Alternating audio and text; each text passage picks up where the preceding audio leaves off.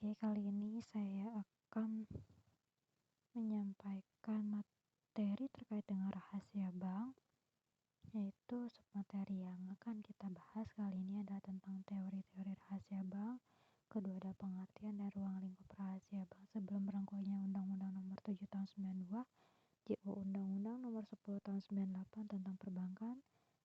3. Rahasia bank menurut Undang-Undang Nomor 7 Tahun 92, JO Undang-Undang Nomor 10 Tahun 98 tentang perbankan.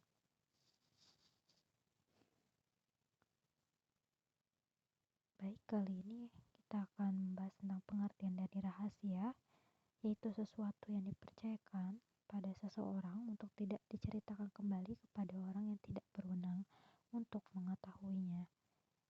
Lalu, apakah rahasia bank?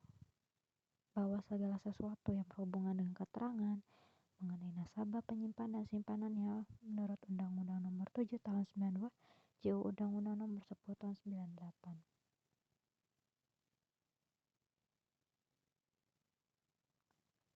Apa sih tujuan dari ruang lingkup menurut Undang-Undang 7 Tahun 92, JO Undang-Undang 10 Tahun 98 terkait dengan perbankan? Oke, sekarang kita akan membahas tentang tujuannya, yaitu untuk memperoleh kepercayaan dari masyarakat. Faktor terpenting yaitu tidak hanya mempengaruhi kepercayaan pada bank, tapi terjamin atau tidaknya rahasia nasabah yang ada di bank. Ruang lingkupnya meliputi keterangan tentang nasabah, penyimpan, dan simpanannya, kecuali keterangan mengenai nasabah debitur dan pinjamannya. Kedua, ada kewajiban pihak bank yang tidak terafiliasi untuk merahasiakan keterangan tersebut kecuali untuk tidak dilarang oleh undang-undang. Yang ketiga adalah situasi tertentu di mana informasi mengenai nasabah, penyimpan, dan simpanan boleh saja dibeberkan oleh pihak yang terkena larangan jika informasi tersebut digolongkan pada informasi yang dikecualikan. Mengenai dasar hukum terkait dengan rahasia bank, itu diatur oleh Peraturan Pemerintah Pengganti Undang-Undang Perpu Nomor 23 Tahun 1960 terkait dengan rahasia bank.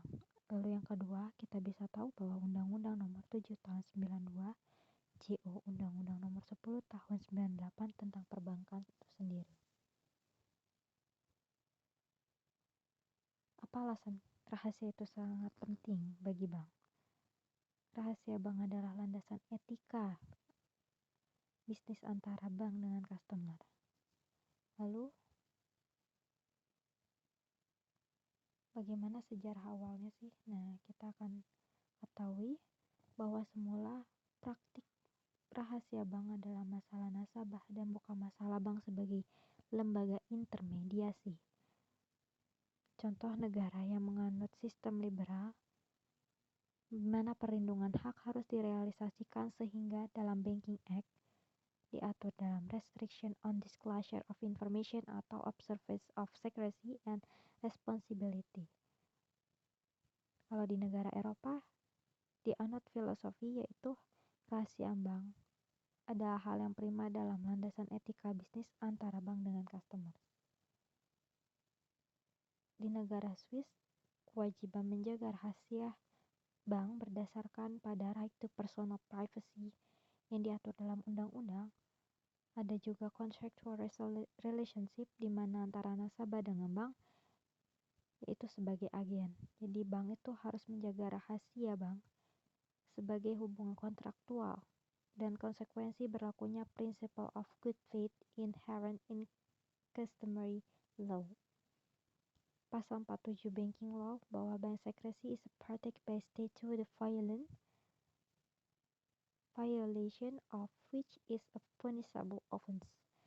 Negara Austria sendiri dalam kontrak bank dengan nasabah diatur mengenai larangan terhadap pejabat bank untuk membuka informasi nasabah kepada pihak lain dengan batasan tidak melanggar undang-undang.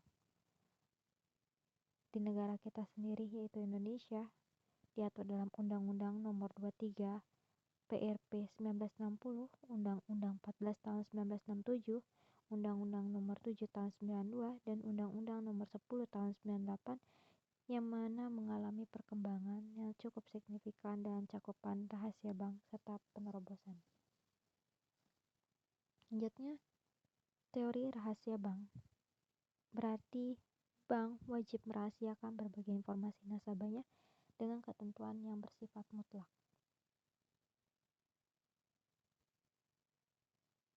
Menurut Muhammad Jumhamna bahwa bank bersifat mutlak atau kita sebut adalah absolutely teori, yang mana ada kewajiban bank untuk menyimpan rahasia bank yang diketahui bank karena kegiatan usahanya dalam keadaan apapun, biasa dan maupun keadaan luar biasa. Teori rahasia bank yang bersifat nisbi atau relatif. Artinya bahwa bank boleh membuka rahasia nasabahnya untuk kepentingan yang mendesak seperti kepentingan negara. Lalu, untuk pengecualian rahasia bank yang terkait dengan teori relatif, kita akan mengacu pada pasal 40 ayat 1 Undang-Undang Nomor 10 Tahun 98 yang ditentukan sebagai berikut. Yang pertama ada untuk kepentingan perpajakan, kepentingan penyelesaian piutang bank yang diserahkan kepada BUPLN atau PUPN. Yang ketiga ada kepentingan peradilan dalam perkara pidana, dalam perkara perdata antara bank dengan nasabah, dalam tukar-menukar informasi antar bank, atas permintaan, persetujuan, kuasa atau nasabah, penyimpan atau ahli warisnya. Teori-teori rahasia bank mempunyai keutamaan yaitu untuk menjaga kepercayaan nasabah, penyimpan sehingga tidak berlebihan apabila Bank Indonesia mengatur terkait rahasia bank yang ditentukan dalam pasal 2 ayat 2 pada Peraturan Bank Indonesia Nomor 2/19/PBI/2000 tentang persyaratan dan tata cara pemberian perintah izin tertulis membuka rahasia bank dan keterangan lain yang terkait dengan nasabah wajib dirahasiakan oleh bank.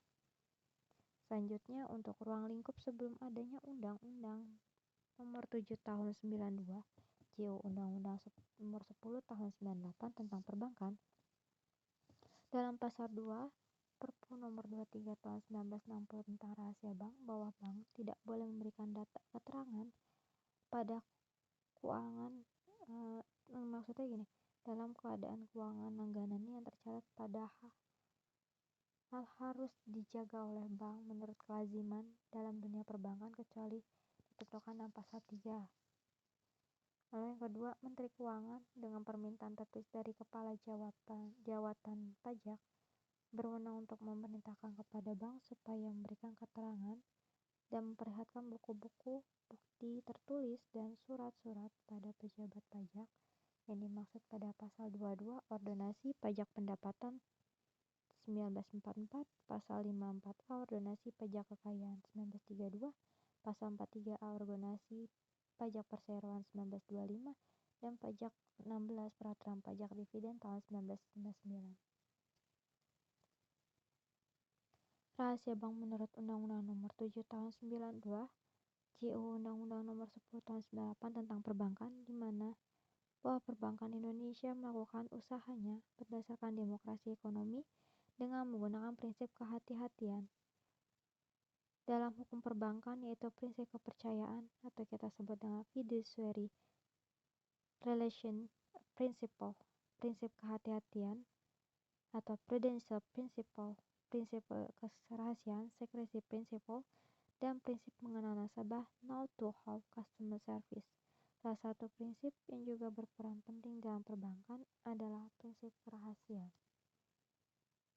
Prinsip kerahasiaan bank juga diatur dalam pasal 40 sampai 47A Undang-Undang Nomor 10 Tahun 98.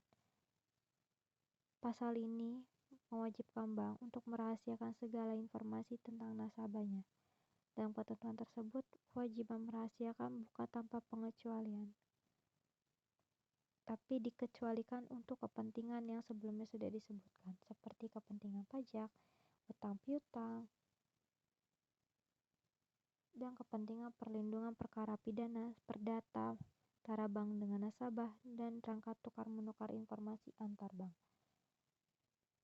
Adapun pengecualian terhadap rahasia bank yaitu kepentingan perpajakan, penyelesaian piutang bank, kepentingan peradilan, perkara perdata dan yang dengan nasabah, tukar-menukar informasi, atas permintaan persetujuan kuasa dari nasabah penyimpan yang dibuat secara tertulis dalam hal nasabah penyimpan telah meninggal dunia.